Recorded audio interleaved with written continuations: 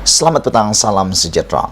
Selepas menghampiri sebulan masa di penjara Kajang Najib, hari ini aku nak umumkan sekali lagi keputusan terkini petisyen pengampunan Najib kepada Najib. Ini dia keputusan terkini pengampunan petisyen Najib.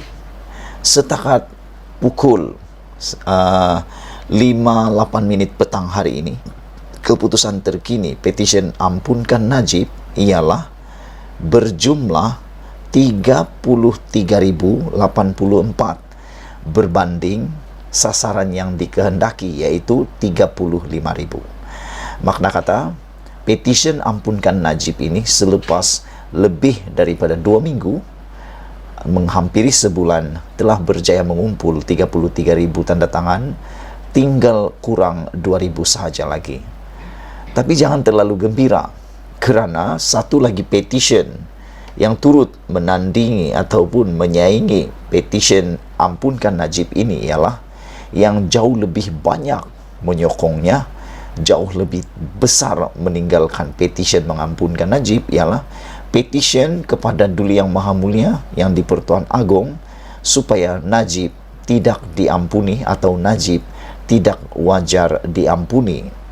Setakat pukul 5:09 petang hari ini, jumlah tanda tangan yang diperoleh untuk petisyen ini ialah 123,569 tanda tangan. Makna kata, untuk petisyen ini, mereka hanya perlu lagi lebih kurang dalam 26,000 tanda tangan bagi memenuhi 150,000. Itu dia keputusan terkini petisyen pengampunan Najib dan juga jangan ampunkan Najib. Aku tak pasti mana satu yang anda telah tanda tangan dan mana satu yang anda mahu. Adakah anda mahu Najib diampuni ataupun Najib terus meringkuk di penjara? Aku pun tidak pasti. Walau bagaimanapun, satu isu yang menarik untuk kita bincangkan petang ini ialah tentang status dan kedudukan ahli parlimen Najib di Parlimen Pekan, yang menurut Speaker Dewan Rakyat, kedudukan Najib sebagai ahli parlimen masih kekal, tiada perubahan sehinggalah petisyen beliau diterima ataupun ditolak keputusannya daripada yang di-Pertuan Agong maupun lembaga pengampunan bagi wilayah persekutuan yang dipengerusikan oleh yang di-Pertuan Agong. Sehingga perkara itu dibereskan menurut Speaker Dewan, barulah kedudukan ahli parlimen pekan ini iaitu Najib dapat ditentukan secara 100%. Apa yang berlaku hari ini, pindaan perlembagaan untuk gugur segera kelayakan Najib sebagai ahli parlimen. Pindah perlembagaan kata mereka. Sekumpulan NGO mendesak kerajaan memansuhkan peruntukan dalam perlembagaan persekutuan yang membenarkan bekas Perdana Menteri Najib Razak kekal sebagai anggota parlimen sehingga permohonan pengampunan diraja selesai. 4 kumpulan itu menggesa perkara 48 dalam kurungan E, 4 dalam kurungan C yang menyatakan bahawa kehilangan kelayakan hanya akan berkuat kuasa selepas petisyen pengampunan dibereskan, dimansuhkan. Kenyataan media itu dikeluarkan oleh aktivis hak asasi manusia Charles Hector bagi pihak aliran Malaysian Against Death Penalty and Tort, Medpet, Saya Anak Bangsa Malaysia SABM dan Worker Hub for Change WH4C. Kami berpendirian bahawa ahli parlimen yang disabitkan atas kesalahan jenayah seperti Najib patut dihalang atau dihilangkan kelayakan sebagai anggota parlimen selepas semua rayuan terhadap sabitan kes selesai, kata Hector lagi. Hector daripada Medpet berkata, rakyat Malaysia telah menunggu selama 4 tahun selepas Najib didakwa kali pertama di mahkamah pada Julai 2018 dalam kes melibatkan SRC Internasional Sendirian Berhad.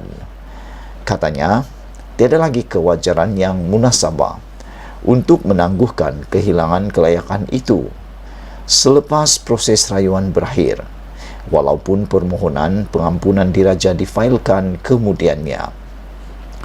Pengampunan diraja itu tiada kena mengena dengan fakta bahawa anggota parlimen tersebut telah dibuktikan bersalah melebihi keraguan munasabah, disabitkan dan dijatuhi hukuman, katanya. Mahkamah Persekutuan pada 23 Ogos yang lalu mengekalkan sabitan dan hukuman terhadap Najib atas kesalahan salah guna kuasa, pecah amanat jenayah dan pengubahan wang haram melibatkan dana SRC bernilai RM42 juta. Dia kini sedang menjalani hukuman penjara 12 tahun dan denda RM210 juta yang perlu dibayar sebelum selesai menjalani hukuman. Dia memfailkan permohonan pengampunan diraja pada 2 September. Yang kita nak ulas juga hari ini ialah tiada satu pun antara kita yang akan ketahui bilakah keputusan pengampunan diraja Najib ini akan diketahui. Bahkan tarikh lembaga pengampunan diraja juga pun tidak tahu bila akan dibuat, kerana semuanya bergantung kepada nasihat Perdana Menteri dan juga perkenan di Pertuan Agong. Saudara penonton sekalian, ada orang bertanya kepada saya, kalau Najib berada dalam penjara, adakah Najib akan mendapat gaji atau allowance sebagai ahli parlimen? Mana mungkin seorang banduan boleh hadir di Dewan Rakyat? Maknanya kalau Najib berada di penjara dan tidak dapat menghadiri ke persidangan parlimen tapi masih menerima bayaran imbuhan sebagai ahli parlimen pekan, beliau sedang bekerja gaji buta, kata mereka dalam komen di laman YouTube saya. Selain daripada itu,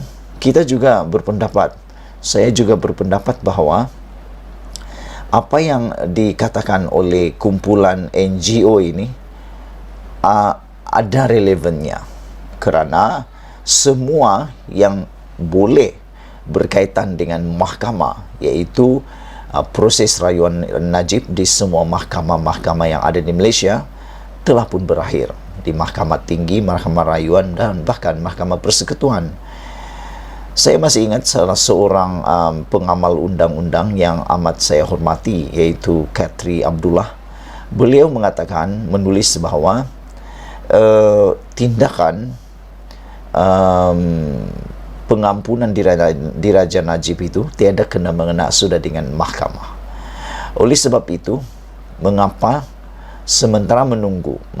tidak sementara menunggu keputusan pengampunan diraja itu, lucutkan saja jawatan Najib sebagai ahli parlimen, kerana beliau bukan dapat lagi menjalankan tugas beliau sebagai ahli parlimen. Lagipun masih banyak perbicaraan Najib di mahkamah yang belum selesai. Sebelum kita berpisah, sila tinggalkan komen anda. Pertama, mana satukah petition yang anda telah tanda tangani? Mahu Najib dibebaskan atau mahu Najib terus dihukum dan menerima balasannya? Yang kedua, adakah Najib harus kekal sebagai ahli parlimen atau beliau perlu dilucutkan jawatan ahli parlimen? Berikan alasan anda. Jumpa lagi. Malaysia kita punya, kita jaga sama-sama, cintai Malaysiaku. Bye-bye.